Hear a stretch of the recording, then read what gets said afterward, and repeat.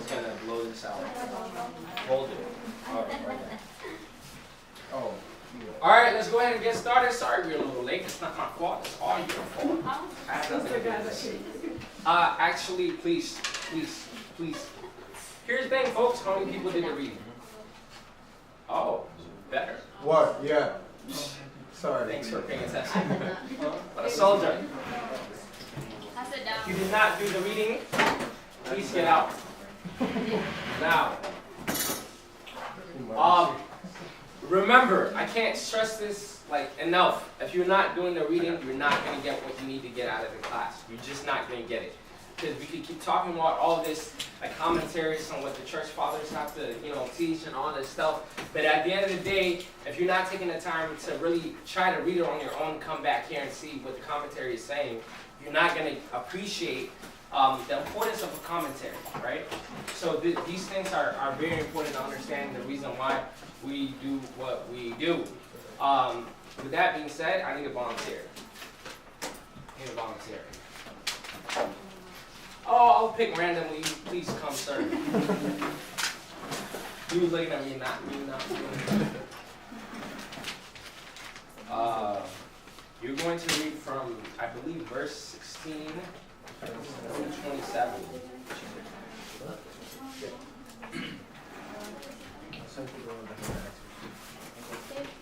This one. Don't be afraid. Yeah. From 16? I believe it. Yeah. 27. Look, I am sending you out. Look, I am sending you out as sheep among wolves. So be as shrewd as snakes and harmless as doves. But beware, for you will be handed over to the courts and will be flogged with whips in the synagogues. You will stand trial before governors and kings because you are my followers. But this will be your opportunity to tell the rulers and others unbelievers about me. When you are arrested, don't worry about how to respond or what to say. God will forgive you the right words at the right time. For it is not you who will be speaking, it will be the Spirit of your Father speaking through you. A brother will betray his brother to death. A father will betray his own child, and children will rebel against their parents and cause them to be killed. And all nations will hate you because you are my followers. But everyone who endures to the end will be saved. When you are persecuted in one town, flee to the next. I tell you the truth, the Son of Man will return before you have reached all the towns of Israel. Students are not greater than their teacher, and slaves are not greater than their master. Students are to be like their teacher, and slaves are to be like their master. And since I, the master of the household, have been called the prince of demons, the members of my household will be called by even worse names. But don't be afraid of those who threaten you. For the time is coming when everything that is covered will be revealed, and all that is secret will be made known to all. Wow, so read 27 or stop? Yeah. Read 27. Okay. What I tell you now in the darkness, shout abroad when daybreak comes. What I whisper in your ear, shout from the housetops for all to hear. Don't be afraid. It's 28. Can somebody summarize what we just read? Okay, this is very hard. Can somebody summarize? Yes. Can somebody else summarize what they just read? What we just read?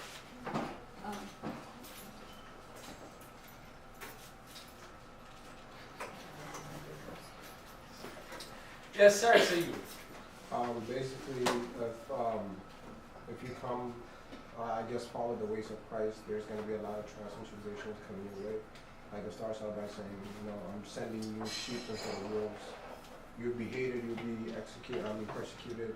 And basically, it's a difficult road ahead of you. Very good. And maybe I should have asked first, what did we talk about last week? You guys remember? Just a bit. Last week. Who? What to do with the disciples. Disciples. It's about picking the disciples. This is all about how Christ is. Did he choose the disciples? Did they come on their own? What happened? He chose them, right? So the thing is, we're gonna look at it today. Like, mind you, he's kind of marketing. Like, he's recruiting people, right? Kind of like, you ever been recruited by like a military or something like that? No? No. Me neither. I was embarrassing. Like, usually when they approach you, if you guys watch, they come up to you and they tell you about the great things of military. They were like, if you do this, like, there's all this money they offer you in the school, and like, you can have a career in this. Really? They won't tell you you could die. You know what I mean? Like, you may lose your legs, the one remaining, and like, they won't get to you and they won't talk about all the negative things that come with it. They will talk about all the positive things that happen. Mind you, Christ is not like that. Christ is coming, he's like, it's going to be a horrible thing. Like, people are going to judge you, you're going to get in a fight, like, all these things are going to, like, it's going to be difficult. So this is how he's recruiting it, mind you, because when we talk about service and what it means to serve God, we have to prepare ourselves for a lot of hardship. And it's part of the job, it's part of the service. It's not a job. Let me pause here and ask, are you guys doing the writing, the assignments? You guys are doing it? Are they doing it? Ooh. I just chose. No, you guys, make sure you're up to date with it. In 2 weeks, what's going to happen? Discussion. What are we discussing? Exactly. So, don't wait until the last minute to do everything, you know what I mean? The whole point is, as we go along, to grow and really think about these questions. And even if, I shouldn't say this, but even if you don't have time to write it, at least think about it. You know what I mean? Because it's for us to, if you can write it, that would be the best thing. And I encourage everybody to write it. But take this class seriously. Take it seriously. Let's get into the class. Are we going on time? I just started. No. I meant how late are we? Please, you want. She's just happy she bought new shoes. Oh my God, can you continue She's class? embarrassed. They're very white. All right, let's keep going. So what he tells them is, I'm sending you out as sheep among wolves. I'm sending you as sheep among wolves. Sheep or sheeps? I think it's sheep. No S. So sheep is usually, why did he say that? So what's the characteristics of a sheep? Well, usually they follow whoever is in front of them. If you guys ever seen, most of you guys probably haven't, but they're considered to be very naive. If there's and I was even doing some reading, and whoever's in front of them, they just follow. It doesn't matter where, they just follow. It's the weirdest thing ever if you really think about it. The other thing they do is they're unaware of when danger is coming. Something could be behind them, whatever. As long as no one is leading the flock, right? They kind of just stand there and they wait, right? But they're very strong. They're very, very, very strong. But they don't use their strength. This is why even our Lord and our Savior, Jesus Christ, is usually talked about as a sheep. It's because he had strength, divinity, but he never used it even when they were crucifying him, right? He never used his strength. So this is why even our Lord and our Savior, Christ, is talked about as a sheep. Now, in this case, he's talking about the disciples as the ones for being sheep. So, what does this mean for the disciples? Well, they're very innocent. And because they're innocent, there's a natural tendency for them to follow whoever is leading them. This is your fill in the blank, very long. I apologize. A natural tendency to follow whoever is leading them. Whomever. Pick one. Okay? A natural tendency. Why? Because they're innocent. And when he's talking about them as you are the sheep, he's really saying you're very innocent. And be careful not to be laid astray. Because, again, they're new to service and they're innocent, there might be a natural tendency to not know when danger is coming. Danger, in this case, means being persecuted. Mind you, there were a lot of people who were not happy when they started talking about Christ. We see this in the book of Acts. They were beaten, they were crucified, they were martyred for their faith. And because of their innocence, he's telling them, you may not know when danger is coming. They still have strength, they're very strong. Most of them are young, right? But he's asking them, do not rely on your own strength. That's what he's telling them. He's saying, I am here, I will be your power. But don't use your own strength in order to get yourself out of different scenarios and different strategies. How do we apply this to our life? Well, there is a natural tendency for us as well to be distracted and to follow whatever is in front of us, especially when we're busy. Especially when we're busy. Whenever we're on top of our quote-unquote game, in our spiritual game, if you guys ever see, and we're coming to church every Sunday, it's very easy to be connected with God, right? But whenever we are busy, and we stop the things that we're doing, like reading our Bible, going to church in the morning, coming to class and stuff. Whenever we start doing this, our activities in other areas start changing. For example, like maybe it's like cursing or something. It may be like more natural. Like we might have been fighting to stop, like, you know, profanity and all that, but like suddenly it just comes out. The things we watch suddenly changes. Going out at night suddenly is like not a big deal anymore. Our whole attitude about life starts shifting simply because we've stopped being on top of our game. Why? We follow whatever is in front of us. If we are foolish enough to think we can keep a spiritual life without being cautious, we're fooling ourselves. I don't care how long you've been in the church. I don't care how much you've read the Bible. I don't care how much you fasted. If you start kind of being careless, your spiritual life will start shifting away. Our body is very it's foolish. It has a natural tendency to follow whatever is around it. This is why our fathers are very, very keen in telling us, be careful who your friends are. This is why they tell us this all the time. If you surround yourself around an environment where it's just toxic, then you will be toxic. Your spiritual life will be toxic. This is why if you guys know, if the more you come to the church, the more connection you have with God. And people sometimes they complain, I don't know why I don't have that connection with God. Well, like, what are you doing outside of Sundays? How are you spending your weekends? Even if you're busy, again, this is not about being busy or unbusy or whatever the case is. Let's keep going. Again, we have to be vigilant in our services. Services are like offering. We have to make sure that our offering is perfect. Can somebody summarize the offering of Abel versus Cain? Yes, ma'am. Bam, take it away.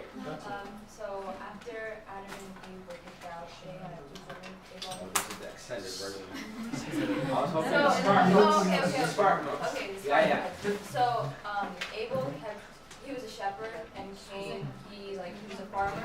He wasn't a farmer. Or he kept the vegetables and the food. Right. And there's a reason why he wasn't called a farmer. Why? We'll get to that another day. But he wasn't a farmer. A farmer means he actually cared about the plant and how he was simply like organizing the food. And because he wasn't really like anyway, that's more of like Please. He is and not a farmer. Anyway, they were giving an offering to Wait. They were giving an Keep talking. Stop. They were gonna give an offering to God, and Abel picked out his best, his youngest and his cleanest sheep, and then Cain gave God his worst, like he just Very good. and then they got jealous and killed each other. Yeah, part of it. So, I mean, that's the point that I wanted to highlight, though. So here's the thing. Abel took his time. He said they got in a dispute and they were going to prepare an offering, right? So Abel said, I'm going to prepare the best thing that I have for God. The best thing that I have for him. He took his time and really picked the best offering that he could come up with. Cain was like, let me just pick something and just grab something and was like, okay, take it. And then God, it says, first looked at their offering and then looked at the person. First he looked at their offering. No, first he looked at them and then looked at the offering. Oh. First he looked at them and then because their heart says a lot about their offering, right? So the same thing about us. If we're not careful, again, this is about being careful, then our whole relationship with God will be messed up, especially when we are making an offering. Let me talk to Sunday school teachers right now, real quick. Sunday school teachers. Everybody's like, oh, okay. How are we, like, Sunday class is an offering, right? We're making an offering to God. How does that offering look like? Are we prepared? Or are we just coming and then just talking? Like on our way, like Googling something, like, oh, I'm not really prepared today, you know? Or is it something like we took our time and said, no, this is for God, it has to be perfect, it has to be like, you gotta prepare it. You see what I'm saying? In our spiritual life, there's a natural tendency to kind of just go along with the flow and get lazy. This is why we have to be vigilant. And this is why he's saying we're kind of like sheep. And unless we're vigilant and know who to follow, the real leader, Christ, then there's a natural tendency to be lazy in just about every single thing and walk away. Because everything around us is toxic.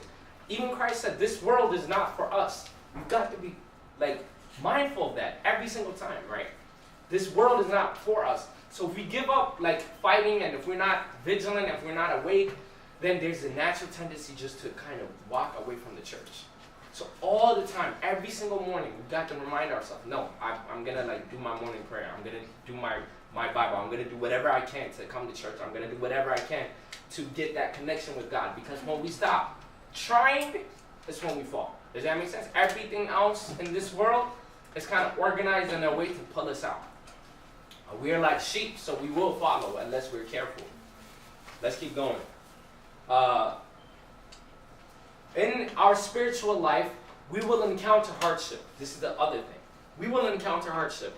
But he's telling us we're like sheep because even though we might think like we have our own strength and our own unique ability to come out of these hardships, he's asking us, do not rely on your own power, but rely on Christ's strength. He's the one who's going to take us out, right? Whenever we encounter some hardship, if the first thing we say is, I can deal with this on my own, we've forgotten what it means. And this is the problem a lot of times, right, in our spiritual life. We, when something bad happens, we talk about, okay, what should we do? That's the first thing we ask. YOTC, you guys know, that's the first thing we do. There's a problem. First thing we should ask is, what does God want us to do? You see? Not about our own mindset about approaching a specific situation, a specific issue, but it is about relying on God and how he can take us out of hardships. So this is why the disciples are called sheep. Now let's look at wolves. Some of the characteristics of wolves, they're aggressive, very aggressive, as I found out in Ghana. They're very, very aggressive. Okay, not to mess around with. They look like dogs, like their size and stuff. They're not. Don't pet them. You know what I mean? Little wolfie. That's a bad idea, right? So they have no mercy. They're very, very aggressive. They're shrewd animals to roam their habitat waiting for their prey. You don't know when they're coming. You know, they're hiding, especially in the dark. They can see things that we can't, And then you got to be very, very careful of them because they go and attack when you least expect it. Now, in the case of the disciples, when he's telling them, I'm sending you like sheep among wolves. Are you guys with me?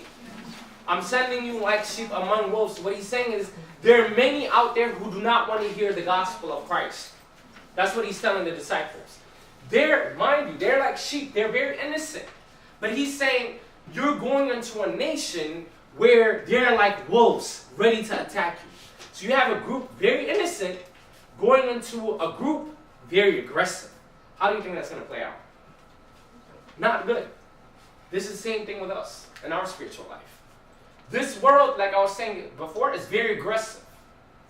It is not made in a way to accept a spiritual type of lifestyle, a Christian type of lifestyle.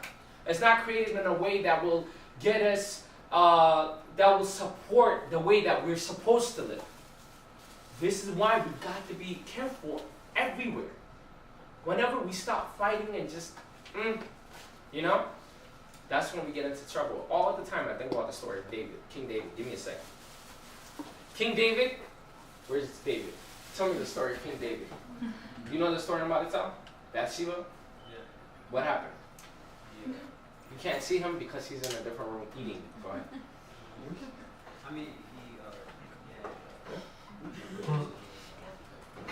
So what happened is, no, it doesn't even matter. I'm glad nobody heard the answer you gave. It was a horrible answer. So there was a war happening at the time, and it says he decided to rest. It says it's an amazing verse that we always kind of skip over. It says he decided to rest in that day. So instead of going to war and battle with the rest of the army, he decided to rest in that day When he woke up from his rest, he went to the balcony. Of course, he saw Bathsheba bathing, and then he committed adultery. This is the sin. But that sin came from what? Him doing what? Resting. You see? Whenever we rest, like, yes, there's a lot of things that's going to make us tired. Like, you know, sometimes we're just like, you know, today, it's just one day. What's the big deal? Like, that's okay. You know? Especially, I'll say this, when things happen in this world, right? Like, things happen, and there's many reasons for us, like, to miss, like, church or prayer or something.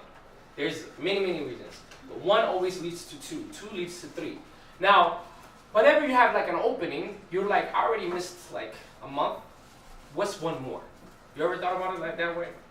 Let's say, like, your prayer time, like, you say, like, I'm going to pray every week, whatever, and then suddenly you have, like, one opening, and you're like, I missed, like, 2 weeks. I promise I'll start next week. Like, today doesn't really matter. That is the cause of the disaster. This is the same thing David was thinking, I'm sure. You can ask him. This is why the world is not set up to help us in our spiritual life. It's designed, it's not designed, but it is in a way that it goes against us. This is why we have to be awake. This is why we have to try all the time to fight this natural tendency to do something else. Let's keep going. Your question, I'm sorry. Oh yeah, I was gonna ask. So you said like the world's aggressive and they're always gonna try to attack your faith, and if you practice your faith. But I just want to talk about like what about the rare cases throughout history where there's been like Christian kingdoms, where like the government, the society is Christian, so like the lifestyle is Christian. In those cases, like what is that outside force that's considered aggressive? No, so aggressive means like just think about your even body, right? Like it's hard to wake up and do a prayer. We're talking about like 2 minutes prayer, but how hard is it? You know what I mean? Like it's hard to read your Bible. Forget about like the kingdom and whatever. You know what I mean? I'm just talking about natural tendency around us, you know, and stuff like that. So when you talk about like a 10-minute prayer, I'm so tired today, and then we end up watching a 2-hour movie. You know what I mean? So this is what I'm talking about. Why the world is just not designed in a way to. I don't want to say the world is designed, but I want to say the world is such that it doesn't help us grow in that way. Let's keep going. You guys know, my students know, that one of my favorite verses, if not my favorite verses, be as shrewd as snakes and harmless as doves. I say this all the time. And this is when he said it to them. If you could if there's one verse that I try to live my life by, this is it. Teach the gospel. That's your fill in the blank. And you should teach the gospel. Teach the gospel. Shrewd as snakes and harmless as doves. I love this verse. I love this verse. Oh, I do. And I say it all the time. Why? Huh? Where, like, what's the actual verse, like, book and chapter? Matthew chapter 10.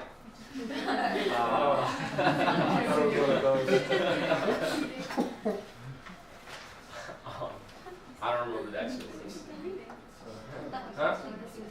It's between 16 and 27. 2 Samuel.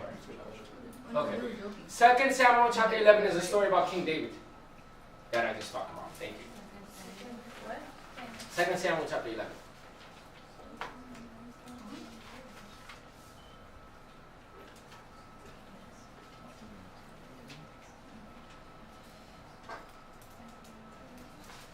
You looking for the verse? Having a difficult time. No, it's not that tiny. Don't worry about it. Anyway, read it. You know what I mean? Read it. So here's the thing. Are you guys with me? Shrewd as doves. No, wrong. Wrong. Shrewd as snakes. It is 16. It is 16. 10 and 16. Shrewd as snakes. Harmless as doves. I forgot. I wasn't asking you like I really did. So here's the thing. What does that mean?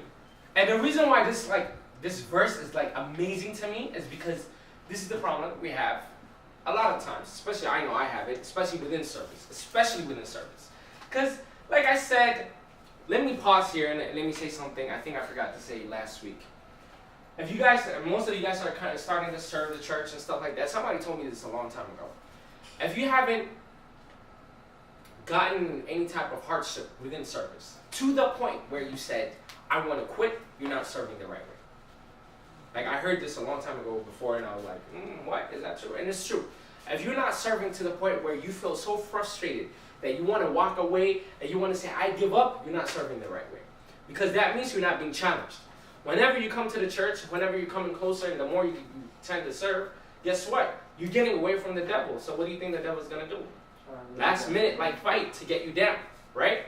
And I remember, because like I used to say that almost every single day. Like, that's it, I quit today. And then, this priest was like, great, oh wow, you're doing amazing, So like that, it means you're serving even more to get closer to Christ. So, with that being said, whenever I faced a lot of difficult times, I would battle between being shrewd and being harmless, And when we talk about this, we're not just talking about service, we're talking even in our spiritual life.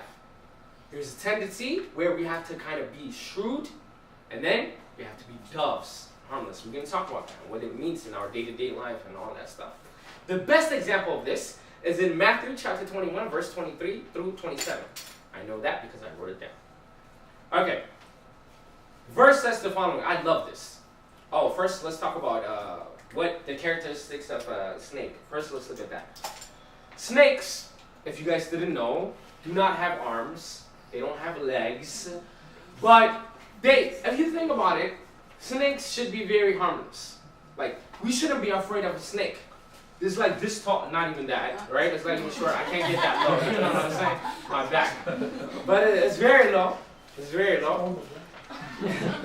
And then, it's like nothing. But we're all afraid of snakes. Why? Right? They don't have arms. They don't have legs. But what do they have? They have venom. Right? These are not, these are not something you want to pet. Little sneaky, hi. You don't want to mess around with a snake. Why? They have venom, right? And then they have a ability to know when to attack. You know what I mean? Snakes are you know what I'm saying? Look around, and then they go and then they strike. And I was actually reading about it. They back away once they bite, especially if it's a big prey. They back away until the venom works, and then through their tongue, they can detect where it is, and they follow it around from a distance until it falls down. That is shrewd. Wow. That's amazing. I'm telling you, for its ability to know when to attack, to back up, to come again, to know its strength, to know its weakness, to know everything. That is a shrewd animal. All right? So again, as a Christian, we have to know our limitations, and we have to know our venom. We have a venom. The idea of attacking something seems unchristian, right? But sometimes you gotta attack. But you gotta know how to attack. Let's see that. Example, none other than, of course, our Lord and our Savior, Jesus Christ. Matthew chapter 21. Now, if you guys have read the gospel, you guys know that Christ was being questioned left and right. They were trying to get him to fall. They were trying to arrest him. They were trying to corner him to somewhere and then get him to say something wrong. But they could never do it. And I think that epitome of everything that I'm talking about is within this verse. It says the following. So they're asking him again, by what authority are you doing all these things? So they had, who are they, by the way? Pharisees. Church of the Sadducees, Sadducees. Sadducean, Pharisayan. So these folks were the church leaders, all this. They were against Christ, right? So they would always like question him and why are you doing this? Why are you performing these miracles? And that's what they're saying. By what authority are you doing all these things? Who gave you the right? And then Christ said the following. I'll tell you by what authority I do these things if you answer one question. We're talking about being shrewd and attacking at the same time. Mind you, this is what he says. Jesus replied, did John's authority to baptize come from heaven or was it merely human? Now, mind you, John the Baptist was seen as like a very great prophet. Huge prophet. So they all respected him. John the Baptist. So he's saying, by what authority is John the Baptist doing this? Right? So he's saying, did it come from heaven or was it merely human? Then they talked it over among themselves, and they said, if we say it was from heaven, he will ask us, why didn't we believe John? Because John himself said to follow Christ. So if they say it's from heaven, they have to say, you have to follow me too, because John said to follow me. Right? And they said, but if we say it was merely human, we'll be mocked because the people believe John was a prophet. Do you guys see the dilemma?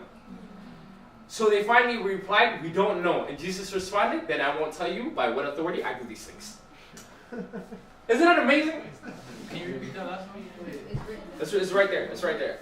And Jesus responded, then I won't tell you by what authority I do these things. I love this. I love this. Because here they're like trying to question him and to corner him and all this. Like, why do you do that, right? Anybody who knows me knows how I argue. Because I want to teach the gospel says. No. By what authority does John do this? You see? He can't get mad at him because he gave him an answer. He didn't disrespect anybody. He wasn't rude. He didn't say like, leave me alone, I'm going to do what I want. He didn't do that. He was shrewd enough to answer them and like, that's it. They couldn't question him anymore. You see? Shrewd. So how do we apply this in our life, in our spiritual life? In this world, even the Bible tells us, if you can, try to get along with everybody. Rodney King said, can't we all get along? The answer is no. There are just some people. Right? There are just some folks, like, you know what I'm saying? We just can't click really well. How do you deal with that? And I'm sure we have friends, we have brothers, we have sisters, we have cousins, we have whatever, co-workers, whatever it may be. Like, you just can't. Oh. What's the spiritual way of dealing with that? Sometimes we think Christianity is about telling it like it is. Right? I tell it like it is. Right? Is that really Christianity though? Yeah. You are this way, this way, this way. I tell truth. Go confess your sins. You know what I mean? Like, sometimes we think that way. Is that being shrewd though? The whole point of being shrewd is knowing when to attack and use your remedy. So sometimes, mind you, Christ didn't respond all the time, did he? If you guys read the gospel, there were times where they were questioning him, he said nothing. Nothing, no answer. And then there were times he said, what authority does John use this in? Right in the back. Right? You're with us? I'm glad. We're going to try one day. That's the goal. Within the year. Within the year. You're coming around. Yeah, one step. He's like, I'm a testimony. So, when we're dealing with people, you've got to know when to say, okay, I'm going to use my venom, and then tell them in a way. If you guys ever read the gospel, the other thing that you guys have to notice is when he's talking to people, there wasn't a time where like Christ said something, and the people, especially outside of the church, like Pharisees and all of them, outside of them, when he talked to people, like folks weren't mad at him. Like, how dare he say this? Outside of the Pharisees and them. Most of the time when Christ was talking, even when he was telling them their weakness, they were like, okay. Even in Matthew, when this woman came crying and she said like, please heal me or heal my daughter. And then he was like, don't give what's blessed to the dogs. So what is he calling her? Like, you're basically like a dog. She was like, yes, you're right. But even let me get what's left of the blessing. And like, she wasn't mad. Like, how dare you say this to me, you know? Why? Because Christ is using, like, he's shrewd, right? The king of all shrewdness. So he's like, he knows how to talk to people. So whenever you say something and something's coming out of your mouth and you've offended someone, that's not Christianity. You got to know how to say what in what way, in what surrounding. That's being shrewd. How to apply this in our spiritual life. That's what we're talking about. Let's look at other examples. We talked about earlier that this world is not in a way where it can help promote our spiritual growth. We talked about that, right? And it's not in a way where it will help us grow in our spiritual. So how do we deal with this? A non-shrewd way would be to say, for example, after every sermon, like huge sermon, there's a natural tendency to say, I'm going to change my life around. I'm going to start reading the Bible. I'm going to confess this today. I'm going to call the priest right now. You know, and then we have this tendency to be like, that's it. I'm going to stop doing this. I'm going to stop doing this. And we have all this plan, right? But nothing works out. You know, you ever notice that? Nothing works out. But what's a shrewd way to handle certain things? For example, if you have a problem with, let's say, going out on a Friday or Saturday, you really don't want to. But something always comes up on Friday, Saturday. You know you don't want to go. Whenever you end up going there, you may not do a lot of crazy things, but you just don't want to be around that environment. That was an issue in school, I remember, in college. Guess what we did? We set up the Bible study for Friday evenings. Now, if I have somewhere to go on a Friday, when people are like, hey, why don't you come hang out with us on Friday night? I can't. I got something to do. I'm not lying. I'm not cheating anybody. I actually have somewhere to go, and I'll never be even tempted to go because I have somewhere to be on a Friday night. Right? What about prayer, for example? If you have a problem with prayer, why not block off a time from this time to this time? Block off time. That time does not exist. 9 to 9:30 does not exist on a Sunday. 9 to 9:30 on a Sunday.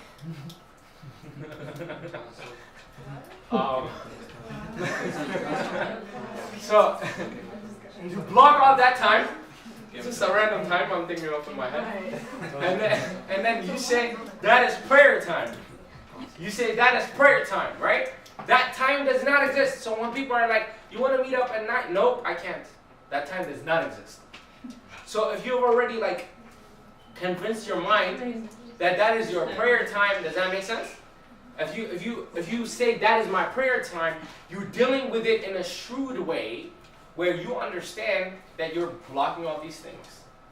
Also understanding that growth doesn't come at once. This is another thing that we have to understand. Being shrewd means being able to understand that a little kid doesn't grow in one day, right? Unless he's very weird. But normal babies, that's true. I'm sorry, you don't say that, I'm sorry. It's very rude. Regular babies, it takes them to grow, right? We see this in every scenario. In every scenario, right? In our spiritual life, we have to understand that it's going to take us time to grow. I think Allah was talking about this, even in working out, he said, people go into the gym first day and how come I can't lift 400 pounds? Because you gotta work at it. The same thing in our spiritual life. People come the first day why can't I do this? Why can't? It takes time to grow. Understand. Have the patience. That's being shrewd and being able to understand how to deal with the devil, how to attack the devil, right? So a lot of the things in our spiritual life, if you've tried and failed, it's probably because you're not dealing with it in a shrewd way, right? And it's okay to think I'm gonna there's techniques, if you will, that you apply to get yourself in the right track. Sometimes heading it head on is facing it head on may not be the best approach. So we tend to do that. Again, naturally, because we're sheep, we follow whatever is the easiest. But shrewd is not the only thing it says here. It says harmless, meaning the best word in the heart would be yawah, which is what in English? Humble. No, miskin. In English? In English, miskin. M-E-S-K-E-N. Miskin.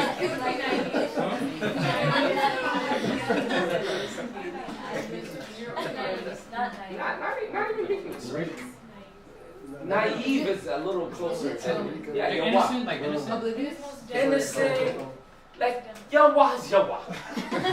You know, that's the thing. But Oblivious? naive is the closest thing. But when we think of that naive, but that's the idea though. You guys should understand what I'm saying, right? So yawah, and I'm not just gullible, but gullible like I believe anything you tell me. But you know what I mean? So the best word is yawah. Yawah is yawah. Okay? So, but it says the dove, the English translation says harmless. I don't necessarily agree with that, but let's use it. The idea here is a dove is harmless. Like nobody looks at a dove as like, oh my gosh, a dove. You know what I mean? Like, no, get it away from me. Nobody says that, right? Like everybody's, oh my gosh, a dove. Why? Because it's not gonna do anything to you. Again, they don't attack anyone. They don't bring any harm to anyone. Doves are doves. So we're asked to be like doves at the same time that we're supposed to be shrewd. Mind you, a shrewd person is somebody who can get themselves out of like a difficult situation, right? And like they're using technique and stuff like that. And they're even like in our spiritual life we talked about like thinking in a way that is not normal. Shrewd, and they're very like, different way. Harmless means like kind of like, sitting down and that's harmless, right? Shrewd is like, harmless. You know what I mean? So like the two seem like they contradict each other, no? They kind of do, if you think about it. Well, let's look at some examples of what that means. We talked about dealing with people, right? When you're shrewd, you have to know when to use your venom. That's what we talked about. And how to deal with people. Whenever you don't get along with a person, you have to know when to say what in order not to offend them, but still get the message across. That's being shrewd. Harmless means allowing that person, not allowing that person to hurt you, but making sure that you don't upset anybody else. So like somebody could be like, they can have like a very, let's say, annoying nature. I don't have that, but some people do have. She's like, actually, be shrewd. So when you're dealing with something, harmless means, instead of me saying something to upset this person, let me like hold that weakness for him or her. Right? Are you guys with me? No. It's very, like, nope, I'm not. But sometimes, if like a person is not ready to hear what we have to say about their weakness, for example, right? And like we feel like they may not like take it in a positive way. Instead of harming that person and making them like upset and angry, why not me hold their weakness and deal with it? Right? There are certain things when we tolerate almost, but still approach it in a spiritual way. For example, when we work as a team in YOTC, there are people that may have certain weaknesses. I don't have any, but people do. Like, there are people within our group that are very stubborn, for example. It's not me. It's not me. They're stubborn, right? When you're dealing with stubborn people, because they don't listen. They don't listen. You can do one of two things. Like, the natural tendency, if it was a regular group, for example, if it was like a school group, like, you're not working well with anybody, get out. Like, leave. This is a spiritual group. Like, we need to save this person. So what we do is, they say certain things, okay, because there's a bigger like goal than doing the job correctly in a Christian like lifestyle. Whenever you're dealing with somebody, there's a bigger goal than the actual goal that you're working on. The bigger goal is connecting him with God, connecting her with God. The biggest goal is not like making sure whatever you're planning goes the right way, even in your personal relationship with your friends. The goal with your friends should be for them to get closer to Christ. That's true friendship, right? Like, what's the point of it? Like, you should want the best for that person. So there's something between both of you that is like about to break you up, see you're almost there. Okay. So if there's something between you and like the other person which is like toxic and is beginning to break away your friendship, why not let it go? Who cares about being correct? Just let it go. Because what's more important, for you to fight with that person and lose the love that you guys had for many, many years, or something stupid?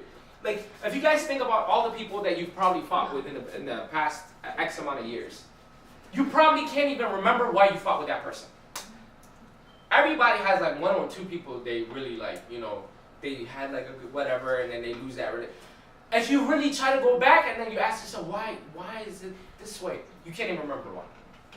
Right? And the problem is because there's something bigger than the actual thing that you're fighting with. The most important thing that we can do as Christians is think of the biggest thing that matters, which is to get them closer to Christ. So, the fill in the blank, but we must remain harmless. We must remain harmless. Let's keep going.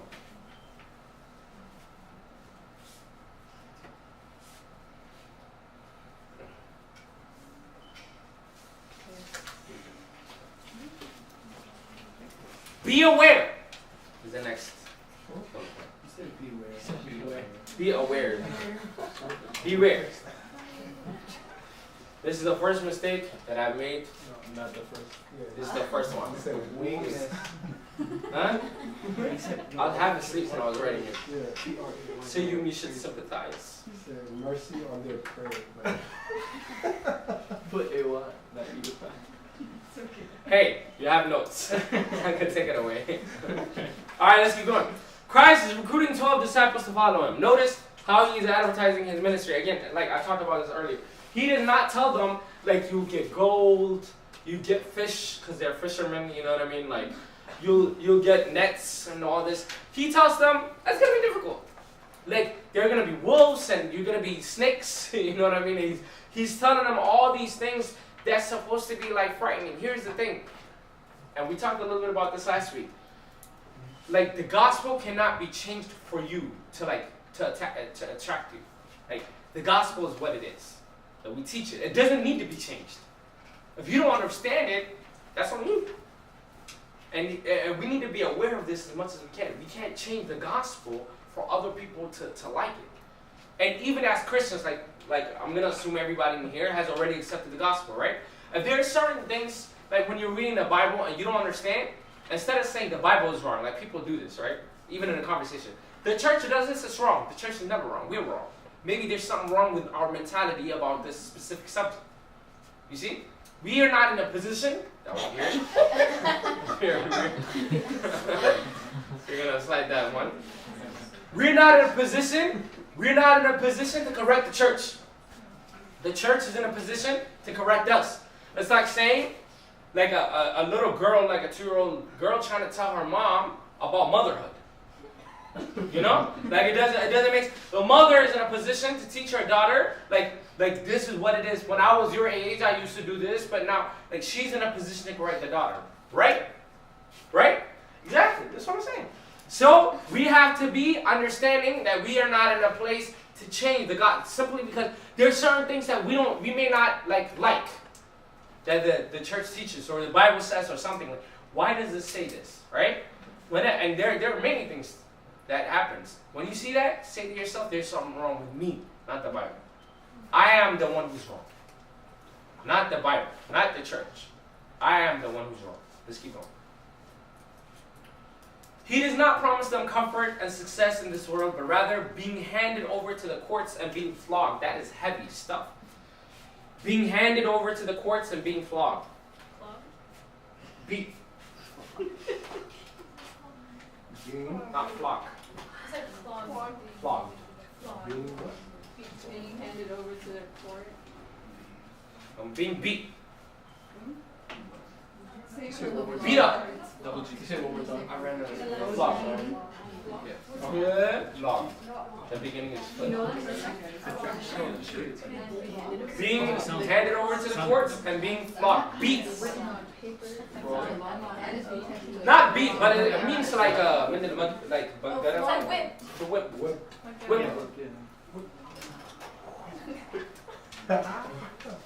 Thank you. Very nice. Let's keep going.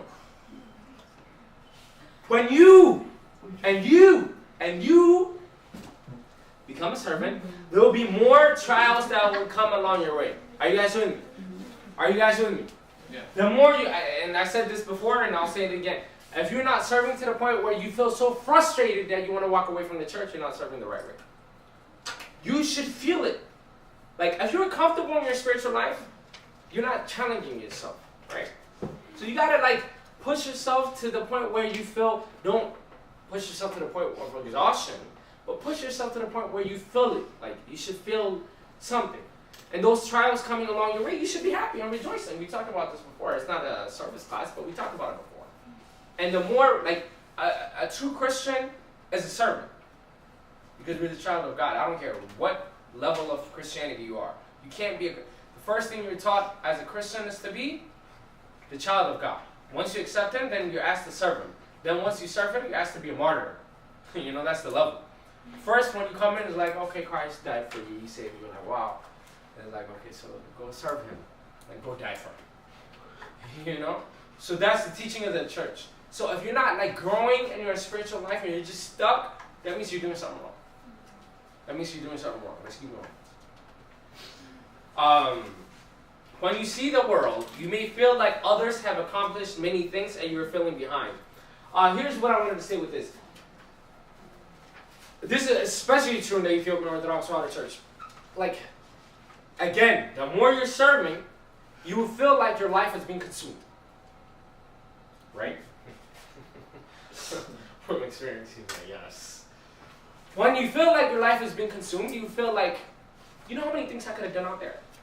Like, all these years I've done this, and all these years, whatever, and I could have done this, and I could have done this, and I could have done this, and the first thing you will start doing is blame God. You blame the church. Like, we were talking about this with some people today. Like, I was in a meeting for 2 hours, right? Over there. He's like, yes, I was. And we can feel like it's so exhaustive in all the works that we're doing, and all the service that we're giving to the church, and all the things that we're doing. Like, and then it seems like the world is all passing us by, and it's like, what am I doing in my life? You know? Like, this is, why don't I just stop? But I hit home. Somebody like, Just like, yes. It feels that way. That's, again, part of, you've got to be vigilant, and this is why we keep talking about this. This is the test. This means we are growing. Because this is a way to say, stop service, and stop doing this for God. This world will pass. We should always be striving to work for the kingdom of heaven. Not what's here in this world. And the more you serve, and the more you come to the church, if you don't feel this way, that means you're also not serving the right way. I can say that like with certainty. Because the more you serve, the more you be challenged. And the next step to be challenged is, you see this world and you say, man, I've been wasting my time. You know? In the church, serving and stuff. Look at my life now. This is all the church's problems. And some people are looking at me like I'm saying something crazy. You'll see it. You'll see it over time.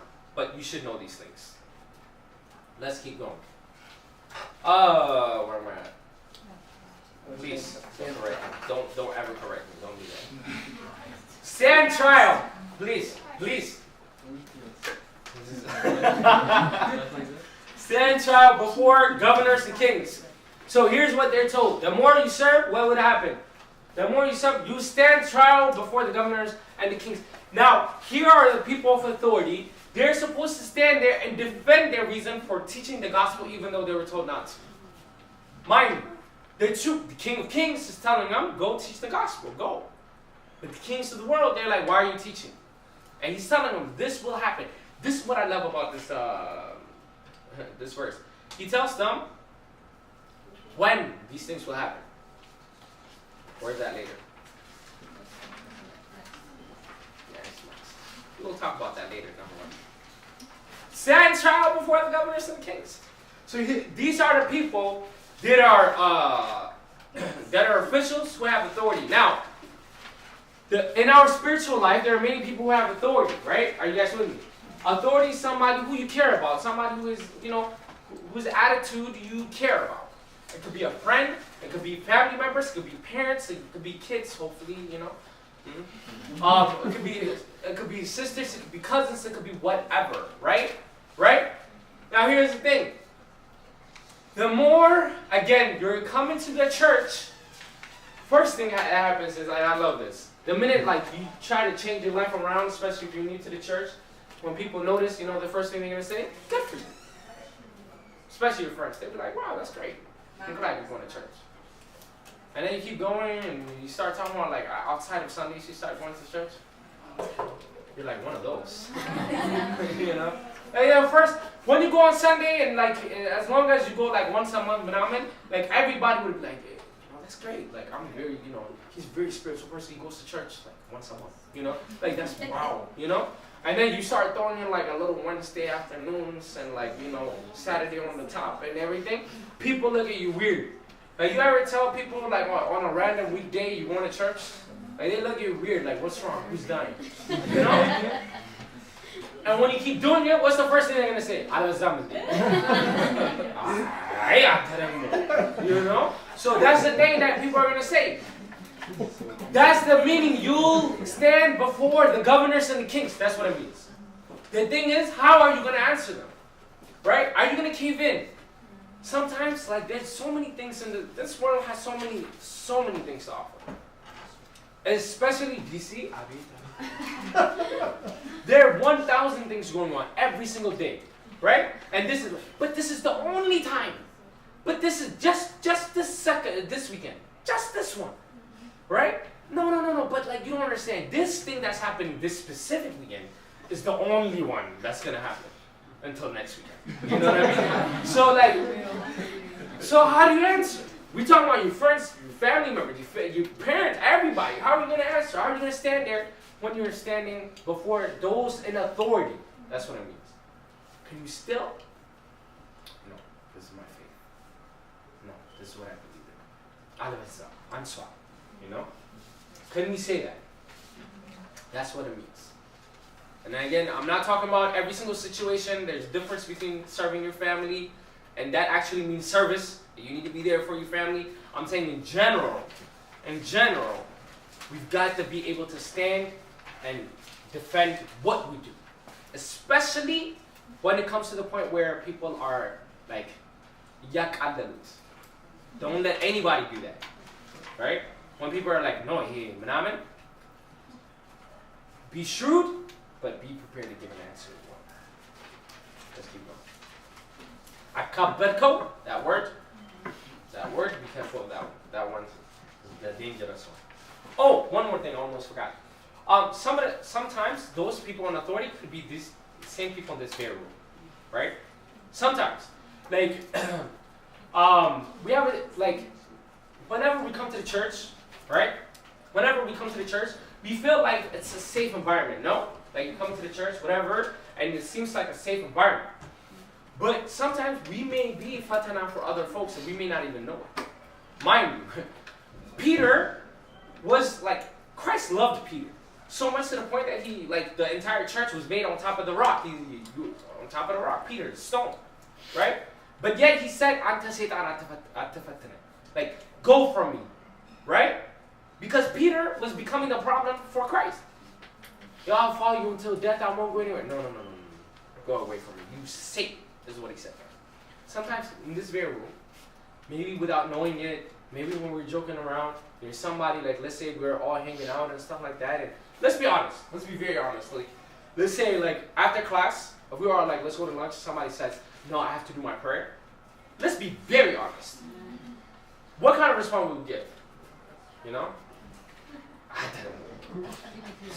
Yeah, like, no, you know? And there's spiritual playing around. I'm not saying don't laugh, like be serious, Jesus. That's wrong. Laugh, joke around, you know, like you have that relationship, whatever. But in all honesty, we don't think about it. When it's coming to the point where we're changing that person, when they're about to do something spiritual, like prayer is never wrong and never a wrong time. If we really like are very serious on it. And that's sometimes people in this, I could be that person, like I'm up here teaching whatever, but when you talk to me, like just be aware of what we're doing to others. Like don't be worried about what others are doing, but you yourself, be cautious about how, like you're talking about certain things, and jokes are jokes, and we're brothers and sisters, we joke around, especially this group, but we just gotta be cautious about the things that we're saying and how we're doing it and stuff like that, right? I almost forgot that one. And then whenever these issues do occur, it is an opportunity for us to be a quote-unquote martyr for Christ. What does martyr mean? What's the definition? Not a murderer, but a martyr. Dying for your religion. Yes, not a murderer. But there, which means witness. It means to witness. Actually, the English one I was struggling with. Right? It means to witness who you believe in. That's what a martyr is, by the way. Like not necessarily dying for your religion. That's what most of them did. But Semites, you know why they were called like witnesses? It's because they were told like change your religion. Nope. This is what I believe in. So now, when they're standing and saying, I believe in Christ, are they not witnessing? And the rest of what's happening is the consequence of them witnessing. That's why they're witnessing. Now, we become martyrs every single day. The consequences may be different. The dying aspect may be different, right, see you? The dying aspect may be different. You know that.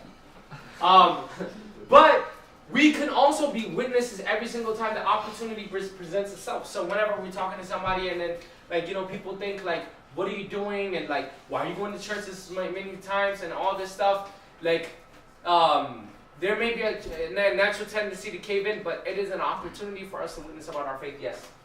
So when you say witness, like what and at what time are? Be shrewd. And that's the thing. Harmless, but shrewd. So Christ wasn't always giving an answer. So there are times where you may have to like That's my question was like, when you say witnessing, what are we witnessing? And at what time during the martyrdom are we witnessing it? Oh, I mean like witnessing could be let's say a bunch of you guys are planning to go somewhere and you're like, okay, like you plan this out. But then that activity starts turning negative. Really, really fast. You didn't expect it, you didn't plan it, nobody told you. For you to say, I'm leaving, you're witnessing. Like, especially like, why are you going, whatever. I'm a Christian and I'm not a part of this, right? Are you not witnessing? Imagine how much they're gonna laugh at you, especially if they're your friends. They're gonna think you're weird.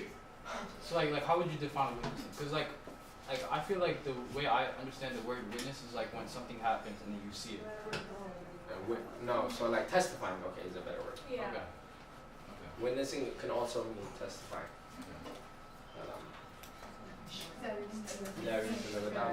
Xavier studies. Not me.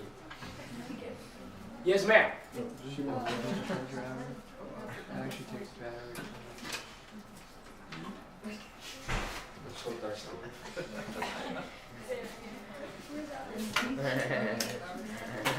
Okay, let's go. Let's keep going. Let's keep going. Very nice. Very nice. Okay, that's enough. Please. Please, please. Please, please. Please. Guys, chill out, chill out. Alright, that's enough, you guys. Come on. Alright. Okay, here's the part that I was talking about earlier. You guys with me? He says, when you are arrested, like be prepared. When you are arrested, he doesn't say if. He says, when. Guess what that means? Are you guys with me? Guess what that means? It's gonna happen. It's gonna happen. In Christianity, hardships, trials are inevitable. They're going to happen. It's gonna happen. Get ready for it. The gospel cannot be changed. And because it's inevitable, don't be surprised when it happens. Right? Like, how can this thing happen? But I was going to the church. But this is supposed to be a safe place. That's exactly the point. The more we have love for one another, the more we're going to have problems. The more issues we're going to have. So learn how to say, it's inevitable. It's inevitable. Christ says when and not if, because being arrested in service is inevitable. Just like that. Being arrested means to have your freedom taken away from you.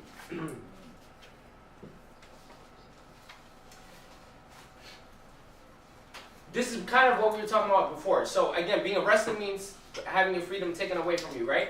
Having served many, many years in the church, you can often feel like you are in a prison. Like you could feel like the church is a prison because you see the world, and the world has so many, like they're able to do so many things, you know? And they have so much freedom, the things that we just can't do. If you've been coming to the church like, you know, a few years now, you know that there about a lot of things that you just can't do. Like Sundays, people, you know, do things on Sundays. Yeah, this is serious stuff. Like people, you know, people like, Yeah, like they do laundry and stuff.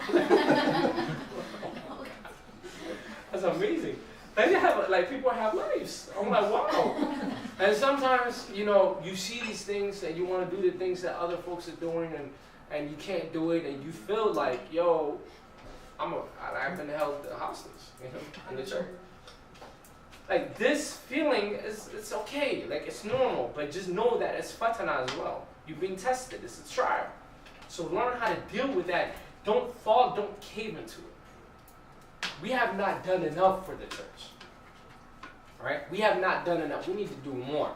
If we're worried about our personal life being affected because of it, then we haven't understood what service means. We're working for a heavenly kingdom, not this worldly kingdom. We have to sacrifice. We haven't sacrificed anything. We haven't sacrificed anything. We need to give everything up. Remember that guy who came with the money? And he asked Christ, how do I get into the kingdom of heaven? He said, pray, fast, whatever. He said, I've done these things. Give up all your money. Give it to the poor and follow me. He had a difficult time. It was that thing that he couldn't give up. What's our difficult issue of giving up? Is it time? Is it energy? What is it? You see, if we want the heavenly kingdom, we have to be able to give it up. Why? Being arrested means having no freedom. We don't have freedom. Because the true freedom that we seek is in Christ, in the kingdom of heaven.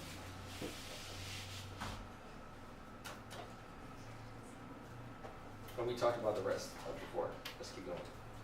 All nations will hate you. They all hate you. All of them. This world is not made in a way that again helps promote our spiritual life. And the thing is, we serve a very jealous God, and we cannot serve this world and God. We got to pick one. If you serve God, the world is not going to be happy. The world is not going to be happy if you serve God. I saw this like YouTube of like there's like this young Christian group or whatever, and then this one girl was being married, and then like her, what is it? Her vows or whatever. Did you say vows? Vows. Vows. I like the vows. Or whatever. I do. That's what I said. Or whatever. She was, you know, she stood there and she said, "You are not the most important thing in my life." This is her, like she's getting married, and the guy was like, "Is there more?" You know? She said, "God is number one," and she's like telling him, "And it is God that brought you here, and when I see you, I praise God, not you." And he's like, "God bless you." She's right though, right? Right? And honestly, like I saw that, I was like, I can't believe she. But this is the same thing. If we said that to like our parents, like, I love God, not you. You know that? You know? Like, that's not, it's no game. Don't do that experiment. It's not an experiment. Be shrewd. But we have to understand, whenever we pick someone over God or something, that's not, is the other person not going to be happy. It's a natural tendency. Right? Like even our friends, I love you so much, right? Come here, you know, like because like it's affection. It's a natural thing. Like in this society, we show each other affection and we tell people, "You're my best friend," and this, that, and third, right? And we want to show that person how much we really care about this person. But really, God is number one. But we don't tell them that. But God is number one. Now, here's the point that I want to make. If we understand that God is number one, then in whatever relationship that we have, we should never compromise God. Regardless of how much we care about that person. God should never, ever, ever, ever be, I don't care who it is. But we do. It's usually the other way around. God will understand, I don't know about my friend. It's usually the other way around. Like there's so many things we do. So many things like we change in our life to please others, and we don't do enough to please God. That is the problem. And This is what it means. All nations will hate you, because when you start pleasing God, your bestie, and all this, they'll get mad at you. And this is, again, things that we should be aware of. But as Christians, we're seeking a heavenly kingdom.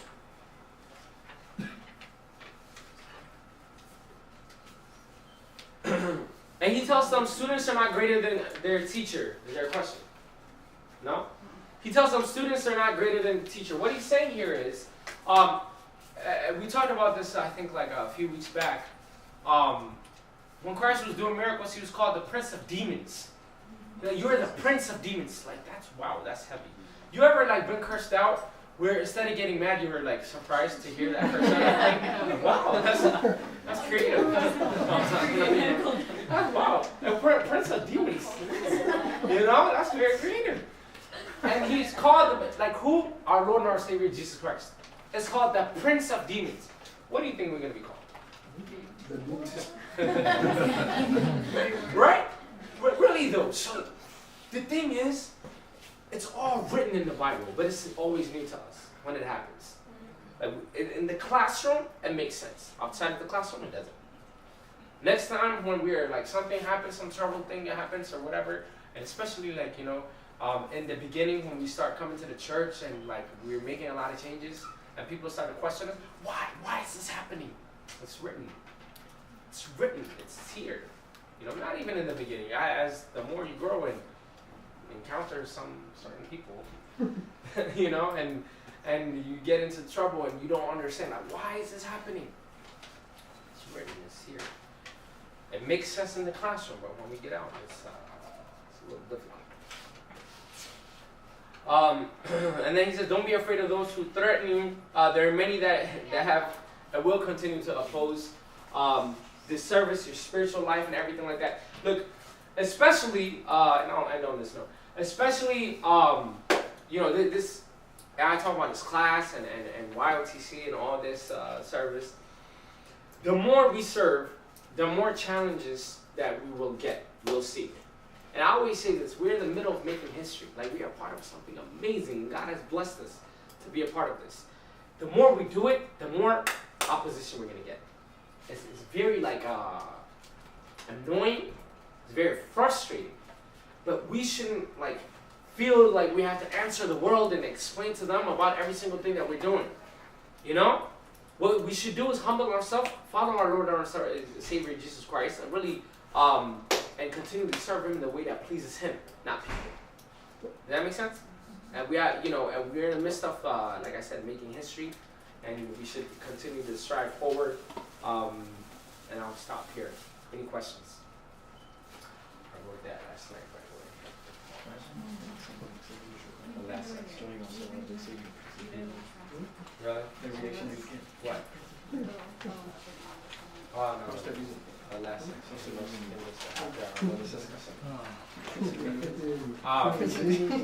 Any questions? Nobody have any questions?